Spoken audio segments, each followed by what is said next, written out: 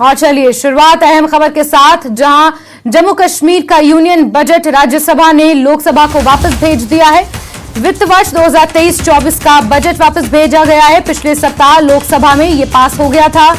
Budget हंगामे के बीच बिना चर्चा के ही राज्यसभा से भी जम्मू कश्मीर का बजट 2023-24 पास हो गया है और पास होने के बाद इसे लोकसभा वापस भेज दिया गया है। राज्यसभा में जिस तरीके से राहुल गांधी के ऊपर लगातार हंगामा जारी है, इसी हंगामे के बीच जम्मू कश्मीर का यूनियन बजट राज्यसभा से भी पास हो गया है। बीते हफ्ते लोकसभा से यह बजट पास हो गया था, जिसके बाद राज्यसभा की मंजूरी के लिए इसे भेजा गया था और बिना चर्चा के ही राज्यसभा में जम्मू कश्मीर का यूनियन बजट फॉर 2023 एंड 24 पास हो गया है। इस वक्त की बड़ी खबर आपको बता रहे हैं। पिछले सप्ताह लोकसभा से बजट पास हुआ था और अब राज्यसभा से भी यह बजट पास हो गया है और इसे लोकसभा को वापस कर दिया गया है। इस वक्त की अहम खबर, budget 2023-24 union territory of Jammu Kashmir Rajya Sabha में बिना चर्चा के ही पास करा दिया गया। पिछले हफ्ते लोकसभा से जम्मू कश्मीर का यह बजट पास हुआ था और आज राज्यसभा से इसे पारित कर दिया गया है। बजट पास हो गया है और लोकसभा को इस बजट को वापस कर दिया गया है। बड़ी खबर आपको बता रहे हैं, यूनियन टेरिटरी जम्मू कश्मीर का बजट पास हो गया है और लोकसभा में उस बजट को वापस भेजा गया। हालांकि एक ये संवैधानिक प्रक्रिया के तहत हुआ है, लेकिन बड़ी बात आपको बता दें, राज्यसभा में जिस तरीके से हंगामा लगातार जारी है, सत्ता पक्ष और विपक्ष का हंगामा वहां पर चल रहा है और इसी हंगामे के बीच बिना चर्चा के ही राज्यसभा से जम्मू कश्मीर का यूनियन बजट पास हो गया है।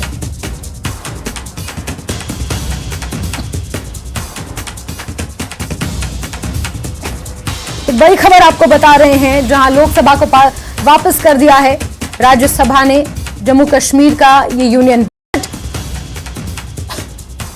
पिछले हफ्ते लोकसभा से ये बजट पास हो गया था और फिर राज्यसभा की मंजूरी के लिए इसे पटल पर भेजा गया। राज्यसभा में जमकर हंगामा हो रहा था और इसी हंगामे के बीच जम्मू कश्मीर का यूनियन बजट 2023-24 पास हो गया है और पास होने के बाद इसे लोकसभा भेजा गया है और लोकसभा में पूरी मंजूरी के बाद इसे फिर लागू कर दिया जाएगा। आपको बड़ी खबर बता दें, राज्यसभा ने लोकसभा को बजट वापस किया है। पिछले सप्ताह ही लोकसभा में यह बजट पास हो गया था और अब राज्यसभा से भी यह बजट पास हो गया। आपको बता दें, 4 सीटें हैं राज्यसभा की जम्मू कश्मीर में और भारी हंगामे के बीच राज्यसभा से भी जम्मू कश्मीर का बजट पास हो गया है। अरुणिमा हमारी सहयोगी ज्यादा जानकारियों के साथ फोन लाइन पर मौजूद है। अरुणिमा, पिछले हफ्ते ही लोकसभा से यह बजट पास हो गया था, संवैधानिक प्रक्रिया के तहत राज्यसभा से भी इसे पास होना था और खास बात यह है कि राज्यसभा में जिस तरीके से हंगामा हो रहा है, बिना चर्चा के ही राज्यसभा से भी इस बजट को पास कर दिया गया और अब लोकसभा में वापस भेज दिया गया है। अतिरिक्त जानकारी अरुणिमा। लोकसभा में भी ये अप्रोप्रिएशन बिल जो जम्मू कश्मीर का था, ये हंगामे के बीच ही पास हुआ और अब राज्यसभा में भी ऐसा ही हुआ। लगातार विपक्ष की तरफ से क्रोनी कैपिटलिज्म के एलिगेशन थे कि अडानी इंडस्ट्रीज को गलत तरीके से कर रही है सरकार, इसके लिए जेपीसी फॉर्मुलेट किया जाए। तो इन मांगों के बीच, शोर शराबे के बीच लोकसभा और राज्यसभा दोनों में ये पास हो गया है बिल। इसमें कंसोलिडेटेड फंड जो है, जो स्टेट और यूनियन गवर्नमेंट दोनों का जिसमें स्टेक होता है, उस कंसोलिडेटेड फंड से पास कराना था, इसीलिए ये लोकसभा और राज्यसभा दोनों में प्रेजेंट किया गया। अभी लोकसभा में बता दिया जाएगा, सेक्रेटरी जनरल द्वारा जब भी रिकन्वीन करती है, 4 बजे आज रिकन्वीन करेगी लोकसभा, उसमें बता दिया जाएगा कि राज्यसभा की तरफ से भी ये बिल वापस आ गया है और इसी के साथ ही प्रक्रिया पूरी हो जाएगी। बिल्कुल अरुणिमा, लेकिन इसमें अहम बात यह है कि जिस तरीके से बिना चर्चा के ही बजट को पास कर दिया गया, आप एक यूनियन टेरिटरी के लिए बजट डिसाइड करते हैं, फिर उस पर चर्चा होती है और चर्चा ही नहीं बल्कि अनुदान राशि जो होती है उस पर चर्चा होती है, फिर जो कटौतियां होती है उस पर भी चर्चा होती है। बिना चर्चा के इस तरीके से बजट को पास करना, how it will effect it?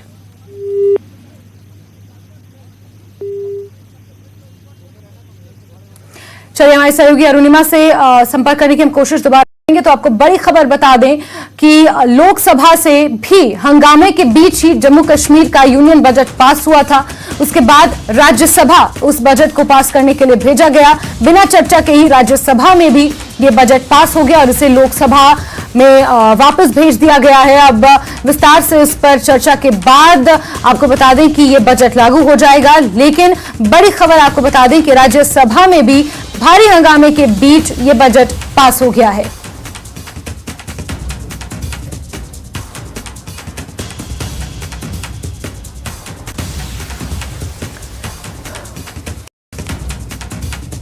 और इस बीच बात एक और बड़ी खबर की, कोविड-19 की तैयारियों पर बैठक होनी है। केंद्रीय स्वास्थ्य सचिव इस बैठक की समीक्षा करेंगे। सूत्रों के हवाले से खबर मिल पा रही है, आज शाम करीब 4 बजे ये बैठक होगी। सूत्रों के हवाले से आपको बड़ी खबर दे रहे हैं राजेश भूषण की राज्यों के स्वास्थ्य सचिवों के साथ ये बैठक होनी है। वीडियो कॉन्फ्रेंसिंग के जरिए ये बैठक होगी। कोरोना की ताजा स्थिति पर तमाम जानकारियों के लिए ये बैठक होगी। सूत्रों के हवाले से खबर मिल पा रही है, आज शाम 4 बजे केंद्रीय स्वास्थ्य सचिव की समीक्षा में यह बैठक होनी है।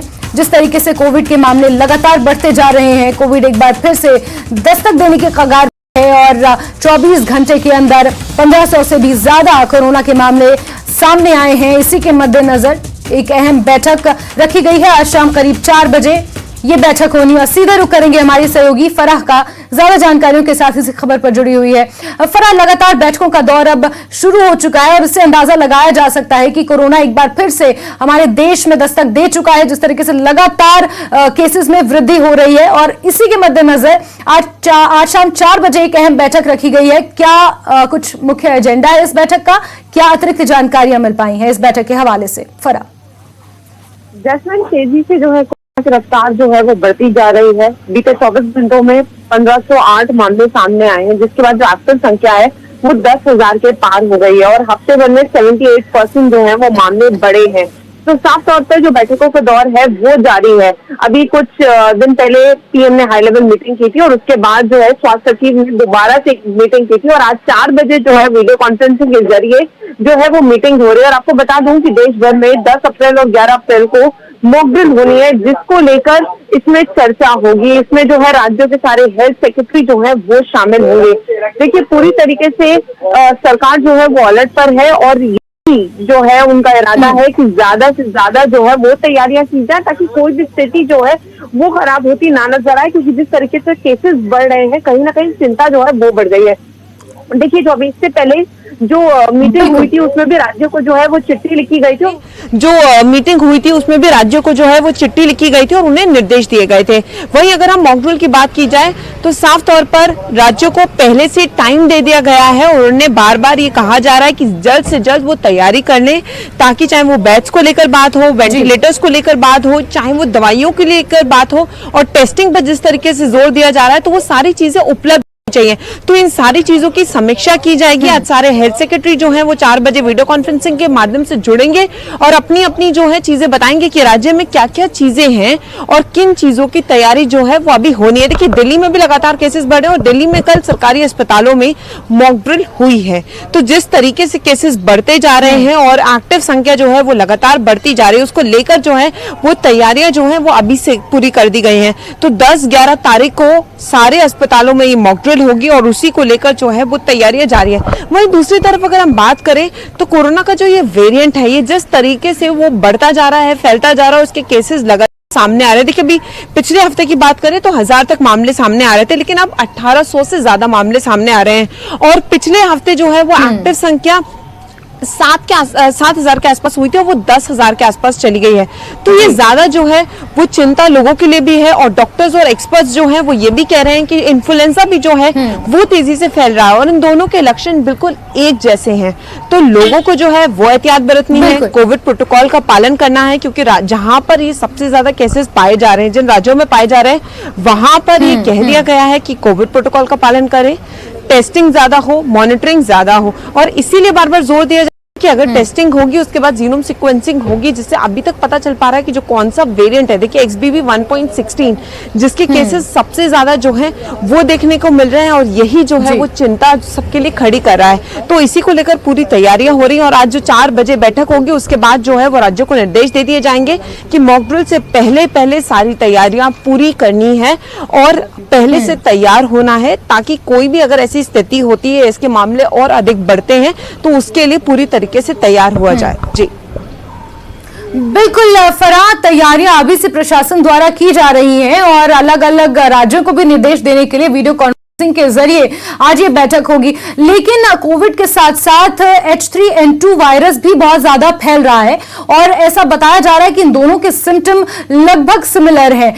ऐसे में कैसे बाइफिकेट किया जाए, इसको लेकर भी क्या स्वास्थ्य महकमे ने अलग अलग गाइडलाइंस जारी की है। जाहिर सी बात है जो वेरिएंट इस वक्त कोविड का आया है वो बहुत घातक है as compare to H3N2 virus, जिसमें सर्दी जुकाम जैसे लक्षण है। तो क्या जो वहां पर मरीज है अस्पतालों में उनको किस तरीके से अलग वार्ड्स में रखा जाएगा, या फिर जो आइसोलेशन है वो किस तरीके से करनी है, क्या इस तरीके की भी कोई गाइडलाइंस या नोटिफिकेशंस जारी की गई है अभी तक?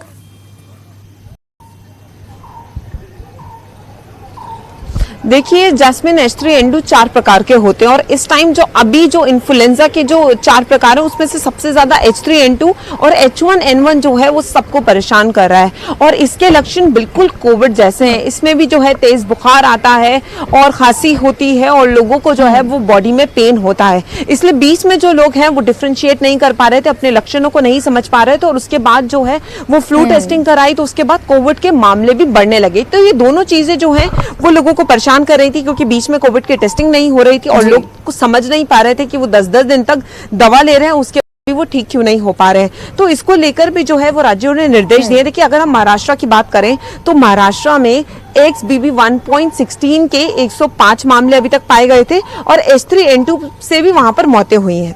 तो जो राज्यों में H3N2 का प्रकोप है, कोविड का प्रकोप है, वहां पर पहले से ही निर्देश दे दिए जा चुके हैं, और ये कहा जा चुका है कि जैसे ही लोगों को लक्षण महसूस हो तो वो खुद से दवाइयों का सेवन ना करें। देखिए बार बार ये स्वास्थ्य मंत्रालय की तरफ से कहा जा रहा है कि लोग जो है वो एंटीबायोटिक्स का सेवन बहुत कर रहे हैं, तो सबसे पहले तो वो नहीं करना, और डॉक्टर्स को जो है वो कंसल्ट इसलिए करना है क्योंकि देखिए इन दोनों में थोड़े से डिफरेंस होते हैं। जैसे अगर हम कोविड की बात करें तो उसमें रेस्पिरेटरी प्रॉब्लम ज्यादा होती है, उसमें ब्रीथिंग की प्रॉब्लम होती है, लेकिन वही अगर हम इन्फ्लुएंजा की बात करें तो उसमें बॉडी फीवर और बॉडी एक और फीवर जो है वो ज्यादा परेशान करता है। तो अपने डॉक्टर को कंसल्ट करना बहुत जरूरी है, और जल्द से जल्द फ्लू पैनल कराना जरूरी है, ताकि समझ में आए कि ये कोविड है या ये इन्फ्लुएंजा है। और इसके लिए भी जो है वो गाइडलाइंस जारी है। लोगों को कहा गया है कि ज्यादा से ज्यादा आप मास्क लगाएं और सोशल डिस्टेंसिंग का पालन करें, क्योंकि इन दोनों चीजों से उसी तरीके से बचाव हो सकता है जैसे अब तक हम कोविड से करते आ रहे थे, क्योंकि इसके लिए भी बार बार यही कहा जा रहा है जैसे ये फैलता है वैसे ही इसका बचाव जो है वो रोका सकता है। जी बिल्कुल फरा, और सिचुएशन क्रिटिकल हो उससे पहले ही स्वास्थ्य महकमा भी अलर्ट हो गया है, और इसी के मद्देनजर जी जो है वो एक्शंस भी लिए जा रहे हैं। आज शाम 4 बजे भी एक अहम बैठक है। फरा, नजर आप बना के रखिए, जुड़ेंगे आपसे, जानकारियां लेते रहेंगे। फिलहाल के लिए शुक्रिया। और खबरें अभी बाकी हैं, लेकिन वक्त एक छोटे से ब्रेक का।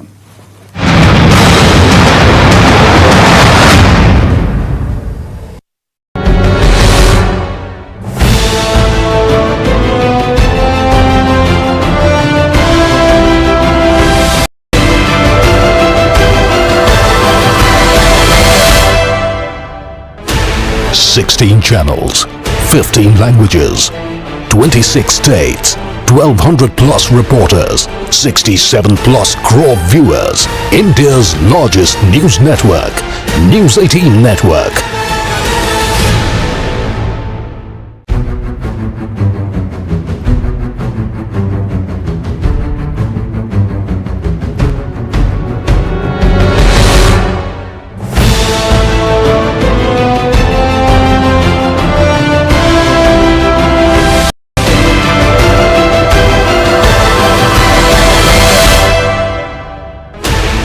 Sixteen channels, 15 languages, 26 states, 1,200 plus reporters, 67 plus crore viewers. India's largest news network, News 18 Network.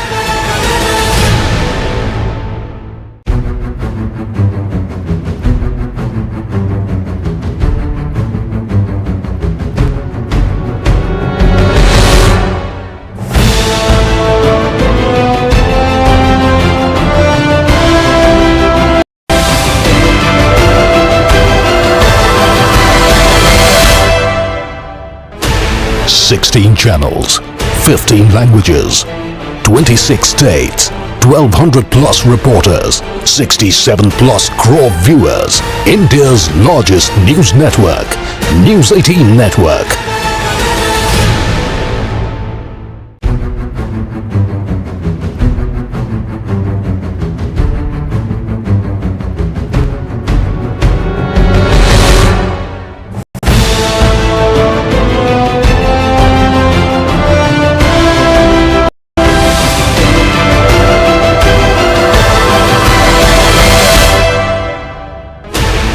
Sixteen channels, 15 languages, 26 states, 1200 plus reporters, 67 plus crore viewers. और ब्रेक के बाद खबरों के सिलसिले को आगे बढ़ाते हैं। श्रीनगर पुलिस से 3 नशा तस्करों को गिरफ्तार कर लिया है। उनके पास से 2.5 किलो गांजा और 2.5 किलो पॉपी स्ट्रॉ बरामद हुआ है। आरामपोरा कमरवारी में नाका चेकिंग के दौरान पुलिस को यह सफलता हाथ लगी है।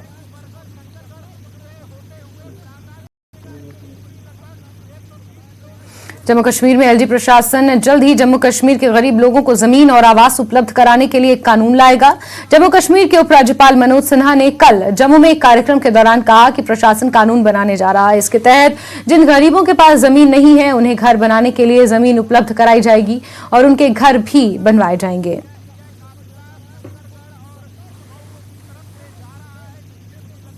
मित्रों, बहुत दुख के साथ मुझे कहना है, यहाँ कोई कानून नहीं है गरीब आदमी को जमीन देने का। पता नहीं कैसा राज है। वास्तव में यहाँ कोई कानून नहीं। कानून बना रहे हैं, निश्चित बनाए। प्रधानमंत्री आवास योजना में मैं इस कठिनाई को जानता हूं। ऐसे अनेक गरीब हैं जिनके पास जमीन ही नहीं है, तो उनको आवास कहां बनेगा। ये कानून जल्दी बनेगा और जितने लोग जिनके पास जमीन नहीं और वास्तव में गरीब हैं, उन्हें जमीन भी दी जाएगी, उनका आवास भी बनाया जाएगा। ये ऐसे ही सामाजिक संस्थाओं, जो बात मान्यवाल साहब ने कहा कि भवन बनाने के लिए, वो कानून अभी आज की तारीख में यहाँ एग्जिस्ट नहीं करता है। हम उस पर काम कर रहे हैं। लैंड डिजिटाइजेशन का काम पूरा हुआ है। लगभग अधिकांश लोगों को हिंदी, अंग्रेजी और उर्दू में पासबुक दी जा चुकी है। और भी रेवेन्यू से रिलेटेड कई काम हैं जो अंतिम चरण में है। ये काम निश्चित रूप से होगा और जब कानून बन जाएगा तो गरीबों को आवास भी मिलेगा और गुरु जी की स्मृति में बनने वाले सभागार के लिए जमीन भी जरूर देगा। वहीं लद्दाख के एलजी बीडी मिश्रा अपने कारगिल दौरे के दूसरे दिन व्यस्त रहे। एलजी ने कारगिल में विभिन्न कार्यक्रमों में शिरकत की। उन्होंने विभिन्न प्रतिनिधि मंडलों से भी मुलाकात की, जनता की समस्याओं का समाधान करने का आश्वासन दिया। एलजी बनने के बाद वो कारगिल का इनका पहला दौरा था। एलजी लद्दाख ने एसएमएम ऑडिटोरियम में आयोजित साहित्य सम्मेलन में भी शिरकत की।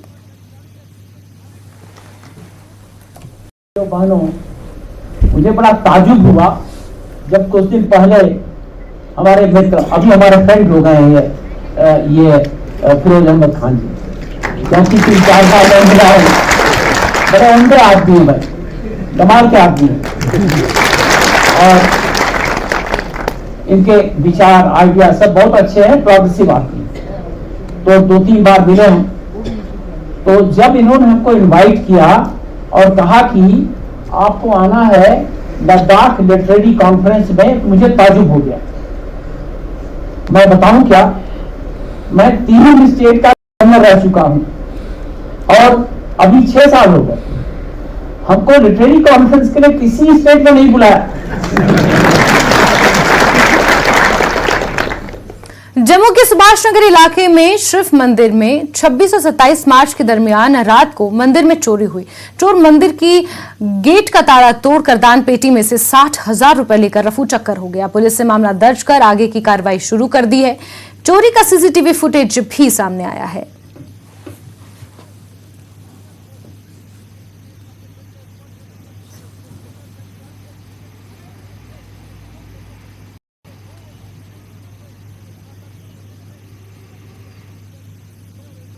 केंद्र सरकार जम्मू कश्मीर की तरक्की पर खास ध्यान दे रही है। बुनियादी ढांचे, रेल और सड़क कनेक्टिविटी को बेहतर करने के लिए तेजी से काम जारी है। इस बीच केंद्रीय मंत्री नितिन गडकरी ने ट्वीट किया है।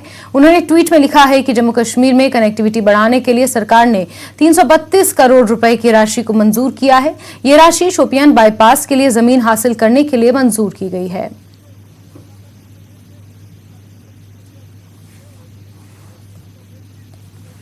कश्मीर के निजी स्कूलों के 8,000 से अधिक छात्रों ने शैक्षणिक सत्र 2023-24 के लिए कश्मीर घाटी के सरकारी स्कूलों में दाखिला लिया है। ये हाल ही में घाटी के विभिन्न जिलों में शिक्षा निदेशालय द्वारा शुरू किए गए नामांकन अभियान के दौरान हुआ है। इन नए दाखिलों में ज्यादातर विशेष रूप से सक्षम बच्चे शामिल हैं।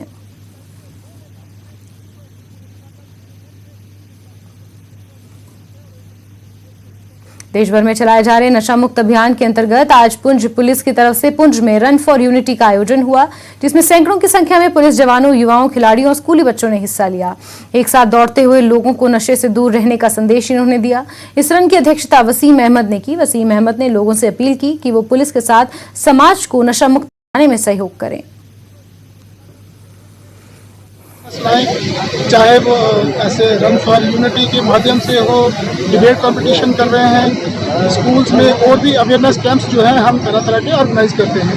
ड्रग्स करके हर जगह पूरे के में पूरी दुनिया में ड्रग्स ही एक ऐसी चीज़ है जिससे सब कुछ की मतलब एक बार लेते हैं तो लग जाती है, तो हमें जितना हो सके इन चीज़ों को कम करना चाहिए। इसीलिए या अवेयरनेस प्रोग्राम्स हो, सेमिनार्स हो, डिबेट्स हो, तो सब इन सब चीज़ों का एक ही मकसद है कि हमारी सोसाइटी में जो ड्रग्स का अभी चलन चल रहा है, जो हमारी यूथ उसमें इंडल्ज हो रही है, तो यूथ को अवेयर करना कि ये ड्रग्स है क्या, ड्रग्स के नुकसान क्या हो सकते हैं या आप इसका जो फ्यूचर में इम्पैक्ट क्या है, तो उसी तरीके के तहत ये सब प्रोग्राम यहाँ पे। और न्यूज 18 नेटवर्क पर हम राइजिंग इंडिया के तीसरे एडिशन की अनाउंसमेंट करने के लिए बेहद उत्साहित हैं। राइजिंग इंडिया एक ऐसा मंच जहां हम भारत की सफलता और विकास की कहानी को सेलिब्रेट करने के लिए कुछ सबसे बड़ी और सबसे प्रभावशाली हस्तियों को एक साथ लाते हैं। इस साल की थीम होगी रियल हीरोज, जहां हम कुछ असाधारण लोगों की कहानियों के साथ साथ उनकी असामान्य उपलब्धियों की भी बात करेंगे। इन लोगों ने हमारे देश में एक सकारात्मक बदलाव लाने में भरपूर मदद की है। इनमें शामिल होंगे जलवायु आपातकाल से लड़ने वाले लोगों से लेकर भारत की कुछ सबसे पुरानी कला, विरासत और संस्कृति को पुनर्जीवित करने में मदद करने वाले लोग। देश भर से न्यूज 18 नेटवर्क के पत्रकारों के पूल ने हमारे बीच नायकों की पहचान करने में हमारी मदद की है और अगले कुछ हफ्तों में हम इन खास लोगों और इनकी कहानियों को आपके सामने लेकर आएंगे।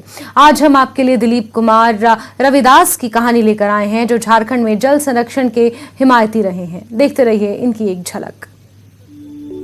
एक समय था जब लुपुंग पंचायत, जो झारखंड के हजारीबाग जिले के कटकम सांडी प्रखंड में पड़ता है, पानी की बूंद बूंद के लिए तरसता था। पर अब सब कुछ बदल गया है और इसका श्रेय जाता है दिलीप कुमार रविदास को, जिन्होंने 2015 में गांव में जल संरक्षण का अभियान शुरू किया। पंचायत के दोनों गांव अस्थीर और लुपुंग के चारों ओर तालाब खोदे गए। सभी सरकारी भवनों को वाटर हार्वेस्टिंग सिस्टम से लैस किया गया। अपने इस पहल से उन्होंने अपने अति पिछड़े गांव की पूरी तस्वीर और तकदीर दोनों बदल डाली। पहले इस चापानल में पानी नहीं मिलती थी, लेकिन अभी 2-3 सालों से जब बच्चों लोग इस चापानल से पानी पी रहे हैं तो हम लोगों को बहुत खुशी जाहिर हो रही है कि अब इसमें सही से पानी आ रहा है और बच्चों लोग इसमें पी करके अपने प्यास बुझा रहे हैं। जहां एक समय खेती एक चुनौती होती थी, वहीं आज वह जीविका का एक मुख्य साधन बन गई है। आज लुपुंग में चारों ओर हरियाली नजर आती है। सबसे सराहनीय बात यह है कि 7,000 की आबादी वाले लुपुंग पंचायत में 1200 से अधिक घरों में वाटर हार्वेस्टिंग की व्यवस्था हो चुकी है। दिलीप के प्रयत्न और उसकी सफलता की प्रशंसा चारों ओर हो रही है और मन की बात में पीएम मोदी ने भी इनका जिक्र किया है। दिलीप कुमार रविदास जैसे लोग हमें यह रोज याद दिलाते हैं कि अगर हम ठान लें तो फिर ऐसी कोई विपदा नहीं है जो पार नहीं की जा सकती।